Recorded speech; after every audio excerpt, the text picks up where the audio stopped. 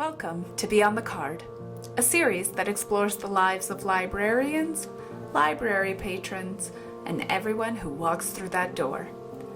Get ready to open the book on the story of our lives.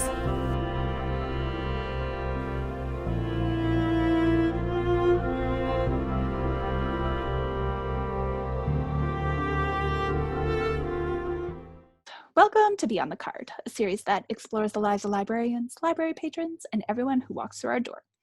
Get ready to open the book on the story of our lives. Today with me, I have...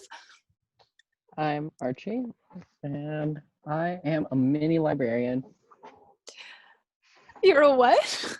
A mini librarian.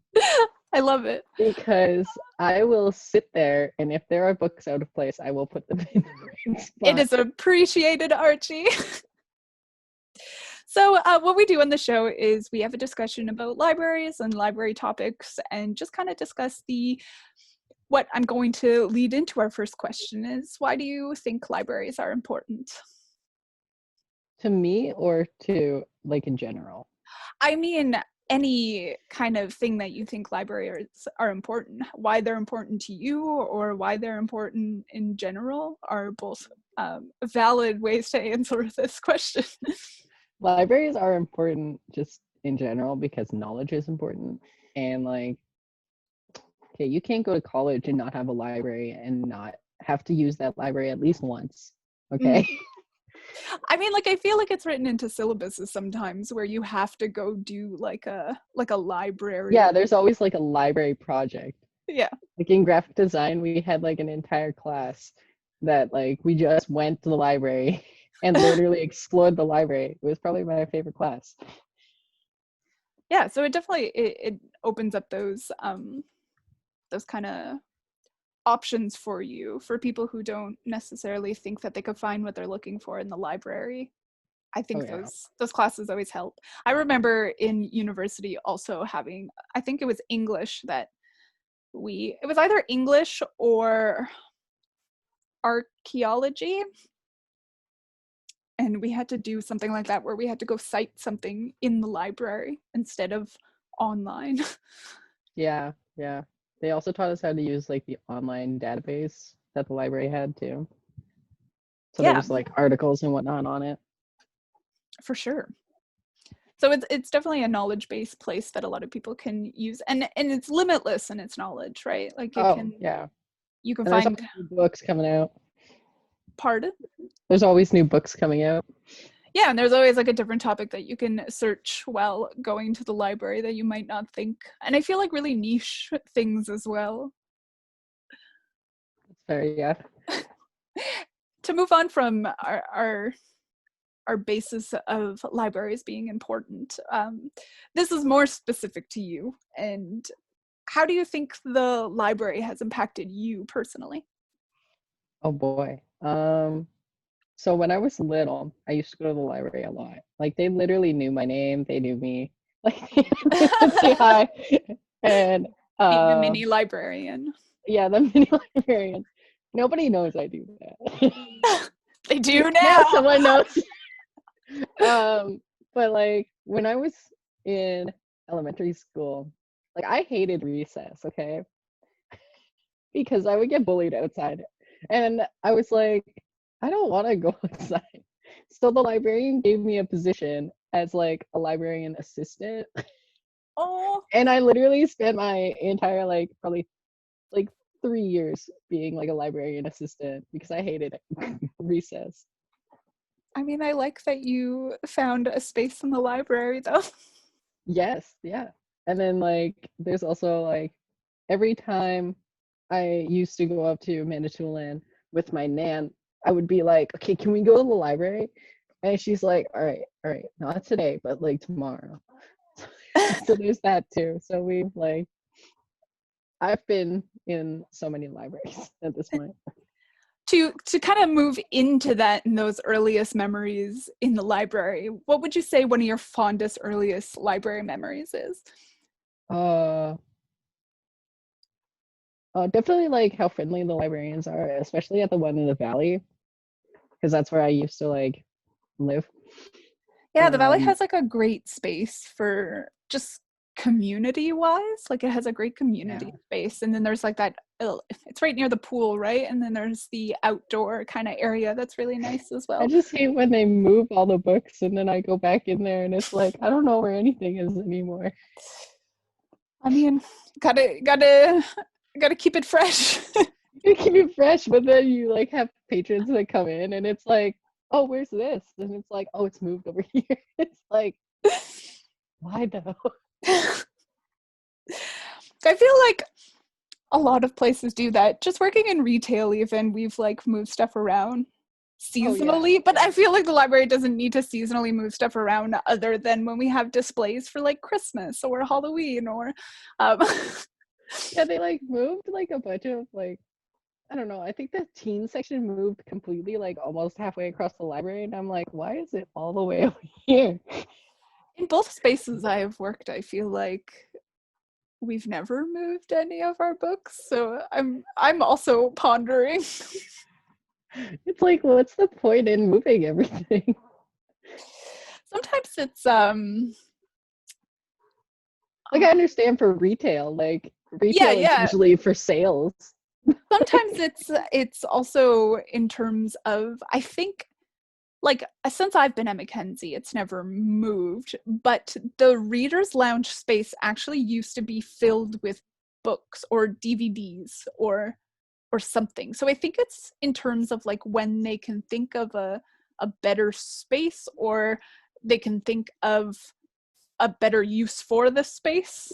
Like I Yeah, mean probably. the readers lounge is such a great area for events and stuff like that. So to have it filled with books is just not great, I guess. That's fair, yeah. But yeah, no, I get what you're saying, and it is a complaint I think that most people would make in terms of why did it move? Now I don't know where anything is, but hopefully our staff is friendly enough that they will help you through the process. Oh yeah, and I like the only time I really go to the library now is for D&D because my ADHD is so bad that I cannot focus on fucking book. Well, I mean, I'm glad that D&D has rekindled at least a love for you Like to go back to the I library. took out a book maybe like I don't know a month ago or actually way more than a month ago. It's been 3 months. Wait, it doesn't feel like it's been 3 months. Was it in Still a March at while some ago. point? Yeah, it was summer, and it's like it sounded great, but like my ADHD will not let me focus on the book anymore Do you, unless I like get super super into it. and do you think that maybe there's something the library can do for accessibility in terms of that? It's difficult because it's more of like a personal problem. And I mean, like it's very like varied for people too.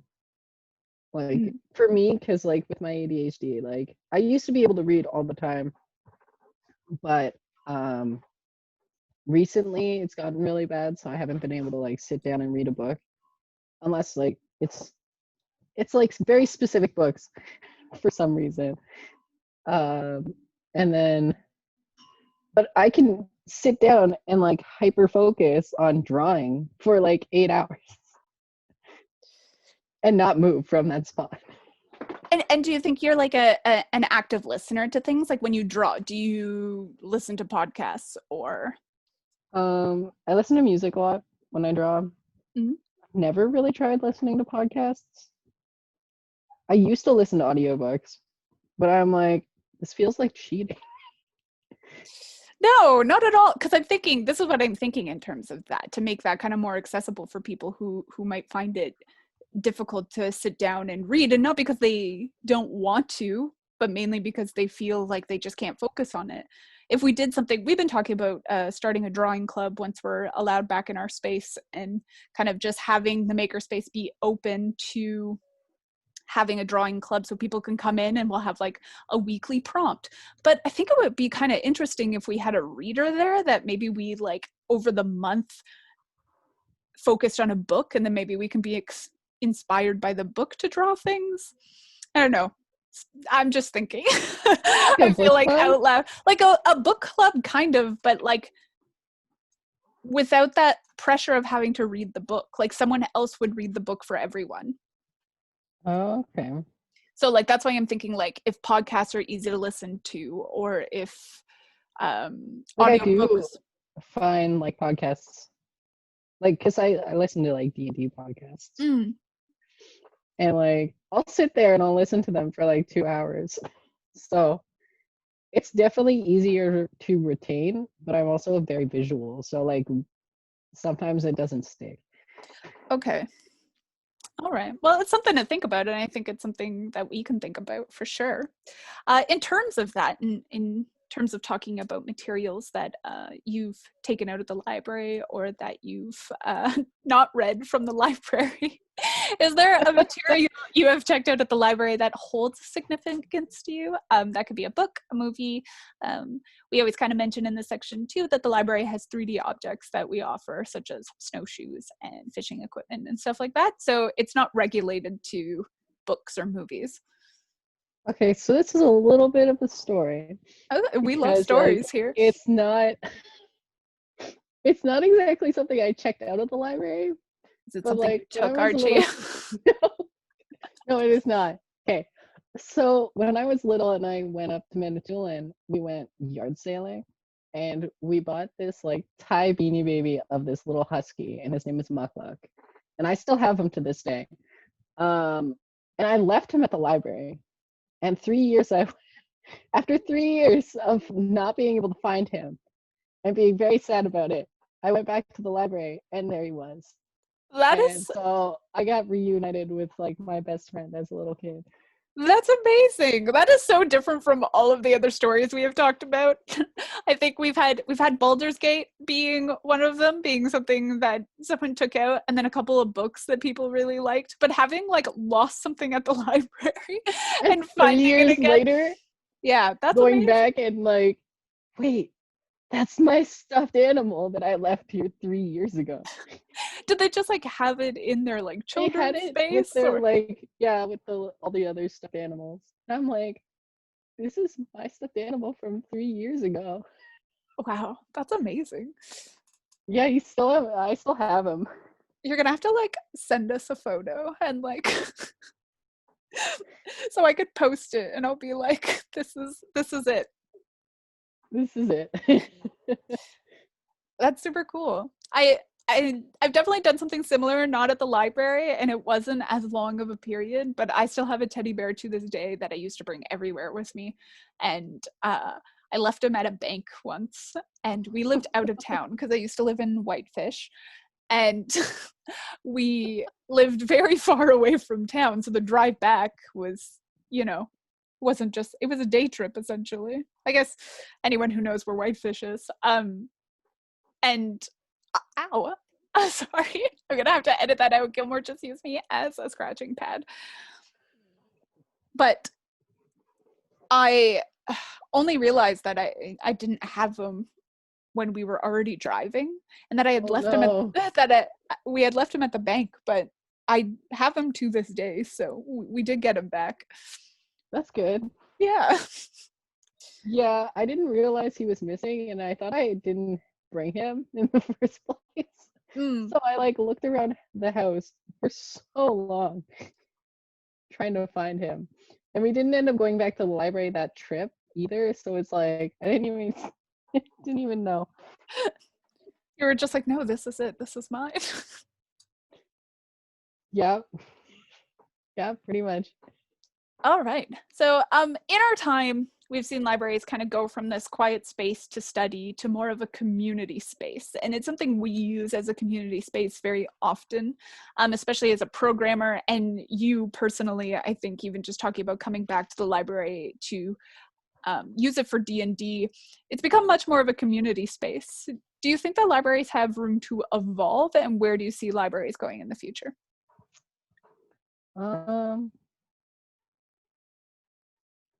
Like they're already kind of evolving on their own Mm. because like there never used to be like those like programs, I guess.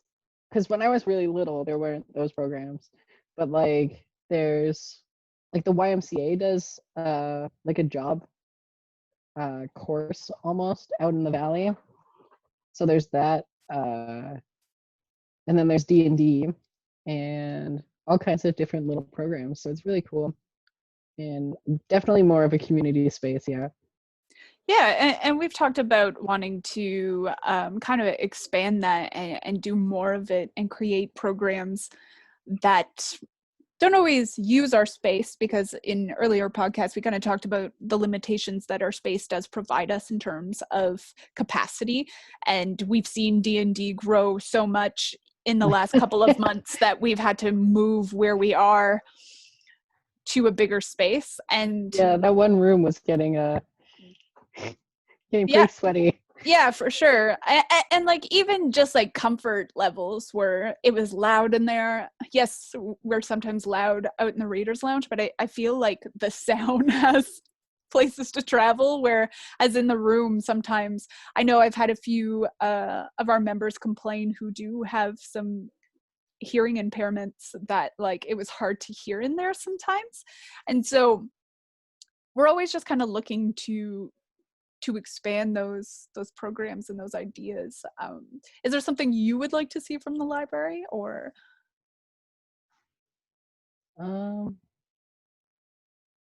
Like I'm a very like artistic person, so like crafting stuff is always really like fun to get involved in. Mm. Yeah, and we've been kind of discussing it amongst ourselves in the programming department that there tends to be a lack of programs for people that are like 20 to 45, let's say, Yeah. that age range. That there aren't, because I've had several people come up to me who just moved into town, like new Laurentian students, that have been like, I have no friends in town and I'm really looking for spaces to meet people. Are there book clubs? And we don't really have My God, I would love a book club. They're so yeah, fun. we don't really have a book club of for that age range, which is kind of strange. um, I feel like it's starting to take off. What we're doing is kind of for a bit of a younger crowd, but I feel like a lot of us who are in our early 20s to 30s really like young adult fiction, because Oh they yeah, definitely. they tend to have more adult themes in them. Um, and Yeah, and adult books are just like they're just not it. and we've kind of started a book club like that I feel like is kind of having a hard time taking off, and I think it's just because people don't know about it. So I think this is a good place to kind of plug it. So Jenny, one of our accessibility coordinators, is actually in charge of a young adult book club because she quite enjoys young adult books, and the books that she has chosen are super awesome so far. And I was really sad because I think a couple of months ago, Six of Crows was one of the books for book club, and it's one of my favorite book series. And she was actually the person that forced me to read it. She was like, no, you have to read this book. You'll like this book. And I kept on being like, yeah, like I'll read it later. But as soon as I did, I absolutely fell in love with it. So when it was on her book club list, I was like, yes, so many people are going to sign up and they're going to read this book and they're going to like it because there's a Netflix series coming. And Oh, okay. I think like 3 people signed up, and I was just like, Oh no. and I really think it's because it's just something that a lot of people don't know about, and it's Yeah. a That and like schedules too. yeah, but Like so do you think if we had a book club that wasn't regimented to like once a month, like if we chose a book, let's say if we chose a book for the month, and then the next month we would have like one day every week where people could meet up for that. Do you think that's something that would work? that'd be really interesting. I haven't seen a book club work that way. Yeah, because we usually have it like you get the book and then there's one day where you guys all meet up and you talk about the book with the person who is running the book club. But I think you're right in terms of sometimes there's a lack of success in programs because of Schedules and work schedules and work and school. as well as some, like kind of, if you think about it as well,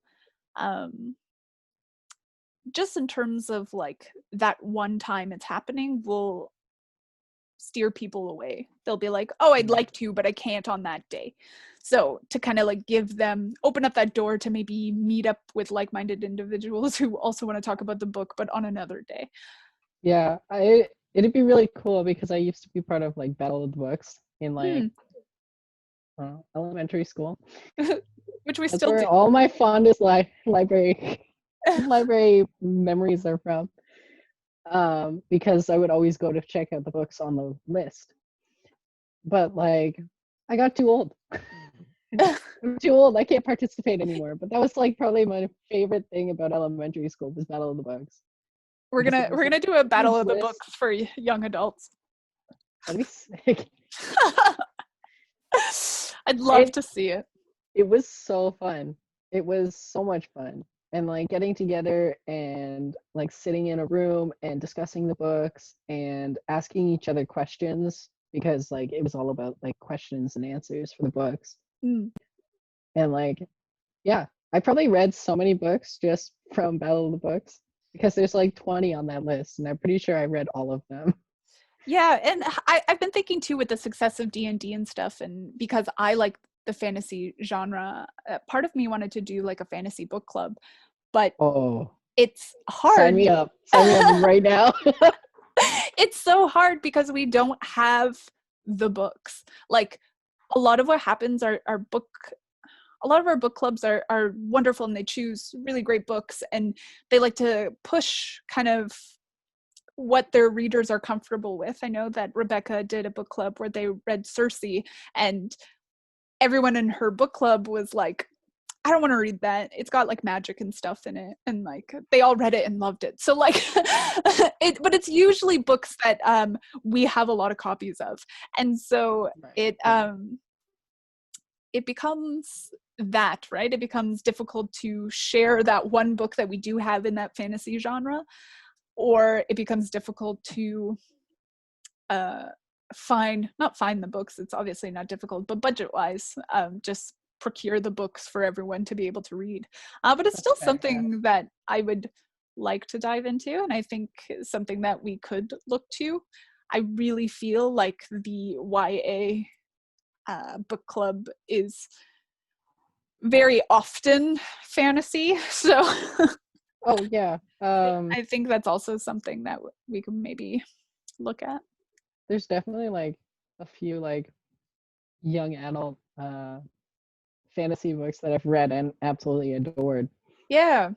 And sometimes it's fantasy that might not necessarily meet your high fantasy kind of. Yeah. Because Six of Crows definitely has like a magic element within the world, but still feels very grounded within like a more urban fantasy than a. There's one by, I think it's the person who did Inkheart. Okay. And it's amazing. I didn't expect to really like this book because I never could get into Inkheart, but it's like, oh god, I gotta Google what it's called so I can plug this book because it's amazing. Why? According to Wikipedia, 21. I'm not talking to you, Google. Columbus, Ohio. Oh my god, what is it called? Oh, it's called Reckless. And it's so good. It's about I believe it's two brothers, and one of them gets sucked into like a fantasy world through a mirror in their father's office, and he has to go rescue him. And there's like so much like fantasy elements in it, and it was really, really, really good. And it's not super, super thick, so it's not like Inkheart levels of like 400 pages. Because that can turn me off of a book too, like with how long they can be. But like, if it's short, I can like get through it in probably like 2-3 days. Yeah, I agree with you. There's some books that like I've been meaning to read, and I feel bad too because sometimes I look at them and I'm like, they're not that large, but like they're still like a thick book, and I'm like, well, maybe later. Maybe Yeah. I could just reread the books I love, which is I'm also bad for. But I think that's given me a lot of kind of perspective on things that maybe we should push forward. Because I agree with you. I really think that a fantasy book club would um, do well, and I think people would be interested in it. And there's Oh so yeah. many. I have so many patrons of all ages that just like dive into like historical fictions or and I always pick their brains about it. Just because I think those books I like, and so I would like to discuss them with people and not necessarily on the internet. So Yeah, that's fair. Um, Another really good book is like the Book of Flying, and that one's fantasy-esque too. It's hard to find though. Like the only reason I got my hands on a copy was I had a friend who lent it to me, and I lent him my favorite book as well, and we did like a swap. And it's amazing. I don't even know how to put it. Like it's so complex and sad, but so very good. so like good for discussion is what you're saying. Oh, definitely a good discussion book. It's hard to find. I think it's a rare find. Yeah, I'm pretty magical in terms of finding books. I've had a few patrons that were looking for rare prints of books that I somehow managed to find them. So Wow, maybe you could help me. I've been looking for Moby Dick for like ages. for ages, okay, I'll look into it. Yeah, My I found grandma even like looked for like 3 years for me, and we couldn't find it because I didn't want to buy it. I didn't want to buy it new. I was like, I want to buy it from a used bookstore because I love those books so much more than new books. yeah, the books that I found were books that are out of print now. One of them I found on Reddit. On Reddit, For a of patron all who doesn't places. for a patron who doesn't really use the internet, the book was printed in 1840.